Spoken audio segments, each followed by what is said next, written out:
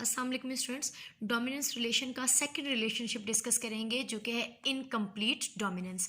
Incomplete dominance को first time में 1899 में कार्ल कॉरेंस ने एक्सप्लेन किया।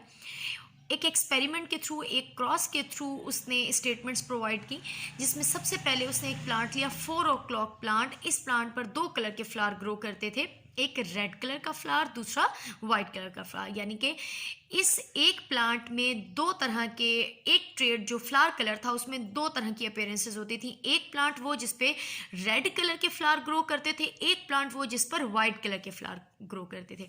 अब इसने क्रॉस करवाने के लिए दोनों प्लांट लिए। एक वो प्लांट लिया जिस पे रेड कलर के फ्लावर ग्रो करते थे तो उसे R1 कहा।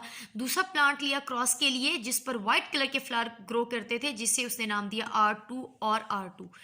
यानी कि R1 रेड के लिए, R2 वाइट के लिए। अब यहाँ पर होना तो ये चाहिए था, क्योंकि डोमिनेंट और रिसेसिव होना चाहिए था, तो रेड डोमिनेंट और वाइट रिसेसिव होता, या कैपिटल R और स्मॉल r होता। लेकिन क्योंकि ये शो कर रहा था इनकम्प्लीट डोमिनेंस, तो इसने यहाँ पर R1 और R2 से इसे शो किया। क्रॉस की तरफ चलेंगे बेटा। R1 और R2, ये जो रेड फ्लावर ग्रो करने वाला जो पेरेंट था, इसने गैमीट फॉर्मेशन की। तो आपको पता है गैमीट फॉर्मेशन में अलील 2 डिफरेंट गैमीट में मूव कर जाती हैं, सेग्रीगेट कर जाती हैं। तो R1 एक गैमीट में चला गया, R1 दूसरे गैमीट में। सेम ये जो दूसरा पेरेंट लिया जिसके पास वाइट कलर के फ्लावर थे, R2 और R2, जब इसे क्रॉस करवाया R1 R2 R1 R2 R1 R2 और R1 R2।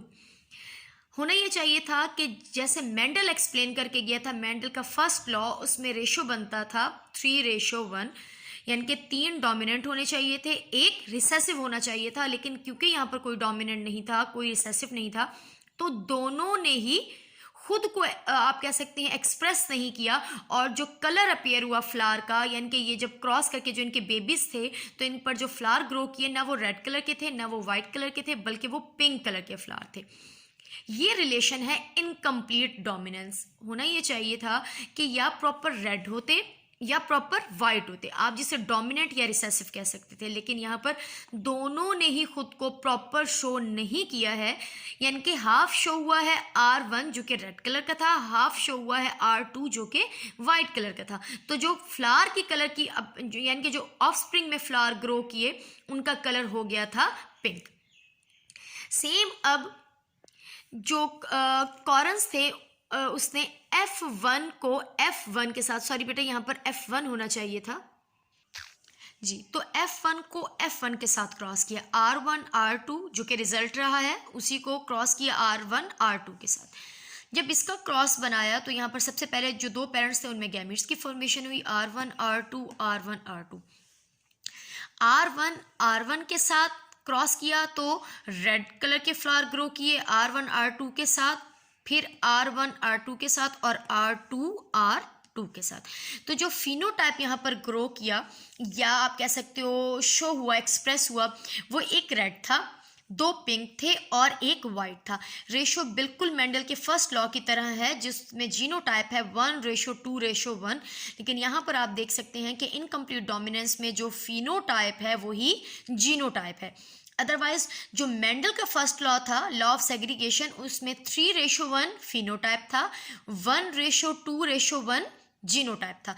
लेकिन इनकम्प्लीट डोमिनेंस में बेटा जो फिनोटाइप होता है वही उसका जीनोटाइप है। जैसा कि एक रेड है, 2 पिंक हैं और एक वाइट है। अगर हम इसको कह सकते हैं इसका जीनोटाइप, तो एक रेड होमोजाइगस रेड है, एक होमोजाइगस वाइट है, और 2 हेट्रोजाइगस डोमिनेंट या रिसेसिव नहीं, बल्कि 2 इसका मिक्सचर हैं, जिसे कहा जाता है कि वो क्या बन चुके हैं, पिंक बन चुके हैं।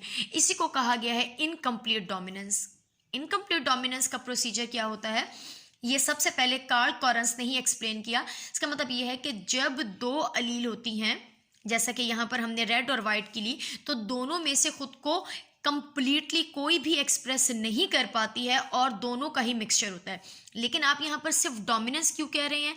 इसका मतलब ये है कि डोमिनेंस जो या डोमिनेंट जो अलील थी जिसने 100% खुद को शो किया था, उसने 50% खुद को शो किया है।